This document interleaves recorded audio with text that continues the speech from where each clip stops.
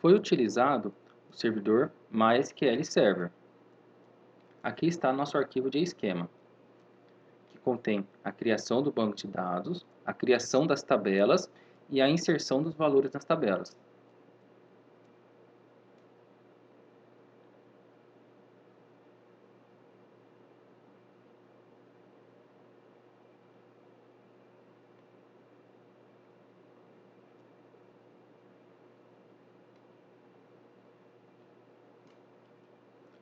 Vamos rodar o arquivo.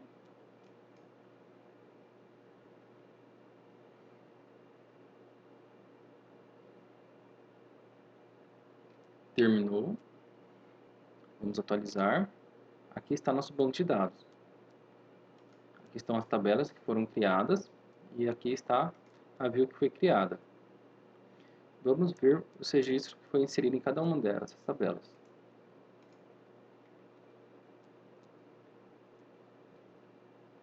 Esses são os registros que foram inseridos na tabela atividade.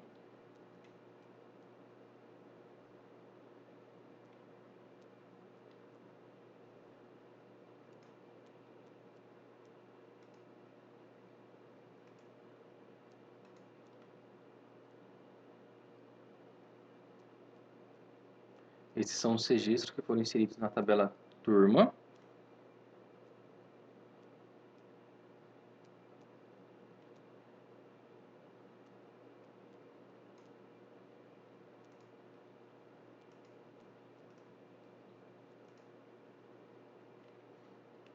Esses são os registros que foram inseridos na tabela usuário.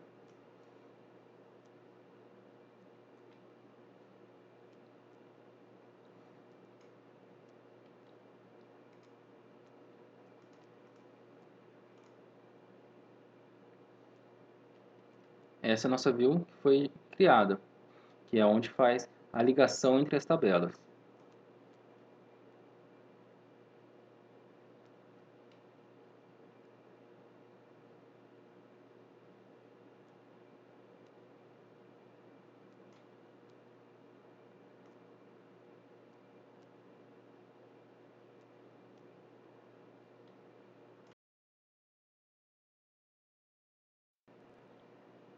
Para a realização deste trabalho, utilizamos a IDE Eclipse. O projeto criado foi do tipo Dynamic Web Project. Utilizamos os elementos gráficos da biblioteca PrimeFaces para JSF. O servidor de aplicações utilizado foi o JBoss na versão Whitefly. Para a persistência dos dados, utilizamos a API do JPA com Hibernate. Esta é a estrutura do nosso projeto. Aqui em JPA Content contém o arquivo de persistência de dados.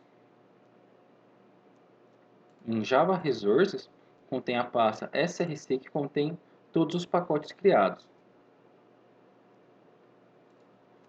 Aqui estão todos os nossos serviços,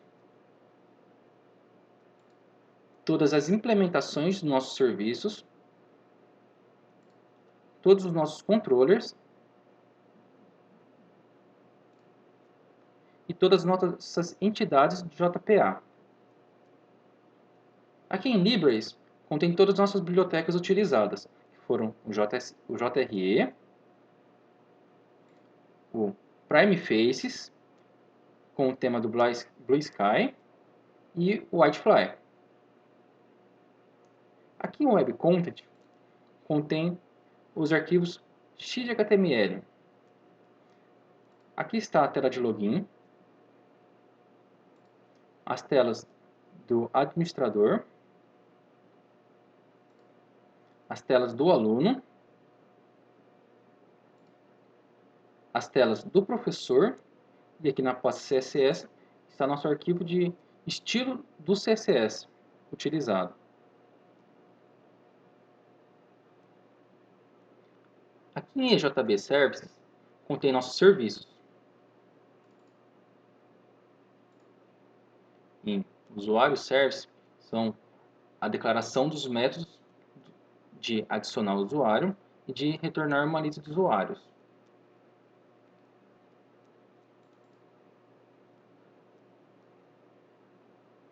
Aqui no arquivo usuário service imp é a implementação dos métodos do serviço de usuário, que é onde tem a implementação dos métodos que foram declarados, que foram o de adicionar usuário e de retornar uma lista de usuários, e também o método de retornar um usuário dado um ID.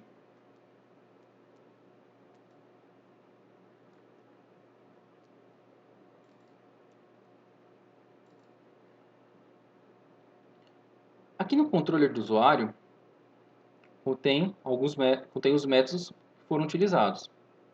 Por exemplo, o get and set de usuário, o método de salvar usuário, retornar uma lista de usuários, o método de login para fazer o acesso ao sistema, o método de validar, que verifica se o ID e senha estão corretos, o método de logout e os getters and setters do ID e senha do usuário. Aqui na entidade do usuário, utilizamos a engenharia reversas para que fosse gerado a implementação do nosso objeto em relação à tabela do banco de dados. Para a demonstração dos arquivos XHTML, faremos como fizemos com as classes. Mostraremos apenas alguns como exemplo. Aqui na classe de cadastro de usuários, dividimos o arquivo XHTML em algumas seções, que foram cabeçalho, conteúdo da página, menu de botões e rodapé. Aqui no conteúdo da página contém os componentes utilizados para a criação de um usuário. E aqui o botão de cadastrar um usuário.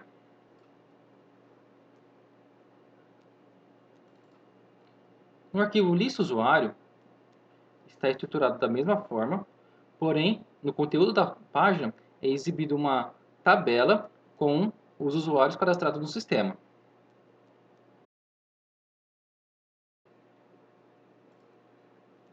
Como vocês devem ter observado, foi utilizada a notação dos comentários no padrão Javadoc para documentar todos os métodos do sistema, e com isso nos permitiu gerar a documentação em formato do arquivo Javadoc.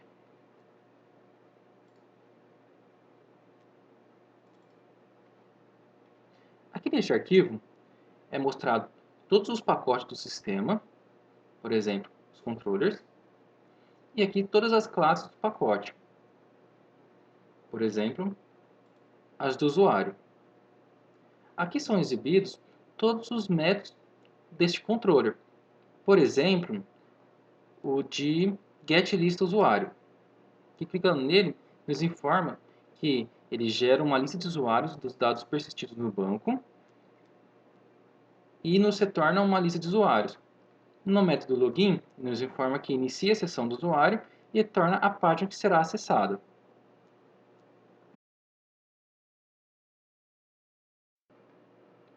Este é o site do nosso sistema. Aqui estamos na tela de login. Primeiramente, vamos acessar o sistema com o usuário administrador.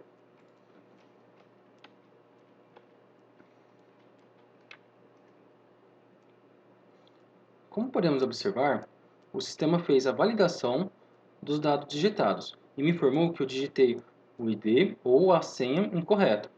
Vamos acessar o sistema agora com os dados corretos.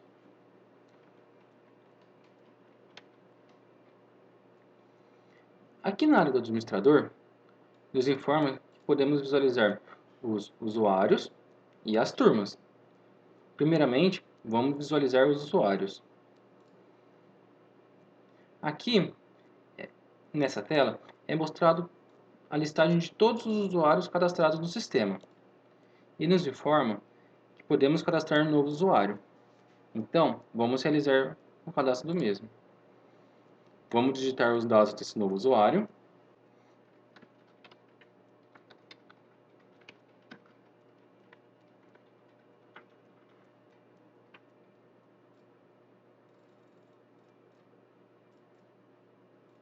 vamos informar que esse usuário é um aluno.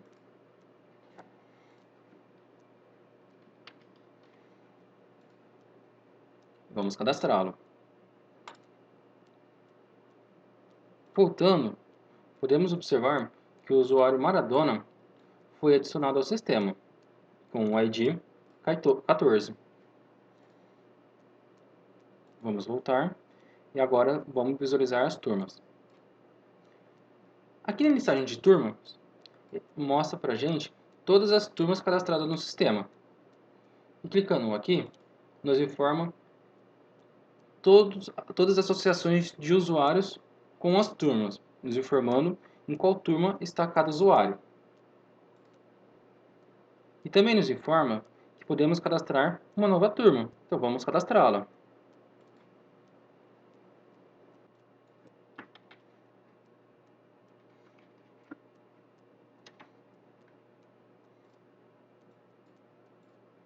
Vamos informar que a turma está ativa e vamos cadastrá-la. Voltando, podemos observar que a turma cadastrada foi inserida no banco de dados e está sendo exibida na tela.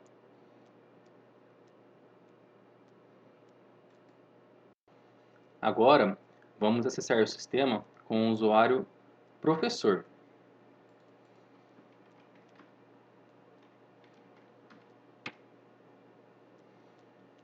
Aqui na área do professor, é exibida a listagem das atividades que o professor cadastrou.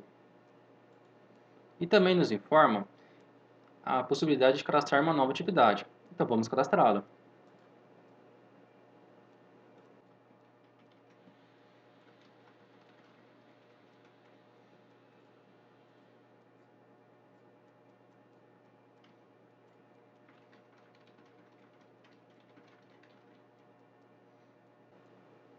Vamos salvá-la. Voltando, é possível ver que a atividade que acabamos de cadastrar foi salva no banco de dados e está sendo exibida na tela.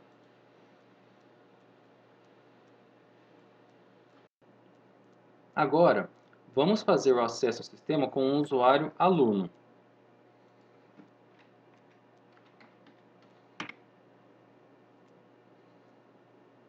Aqui na área do aluno, são listadas todas as atividades que estão ativas. Vamos acessar o sistema agora com outro aluno para vermos que realmente está funcionando certinho.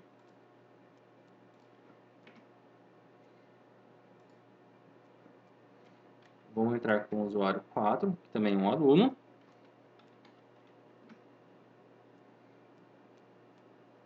Podemos ver que agora é exibida apenas as atividades que estão ativas para o usuário 4.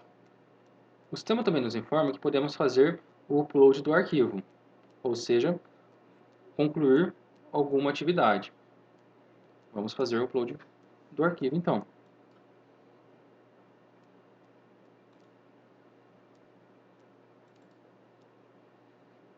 Selecionamos o arquivo e clicamos em upload. O arquivo foi enviado.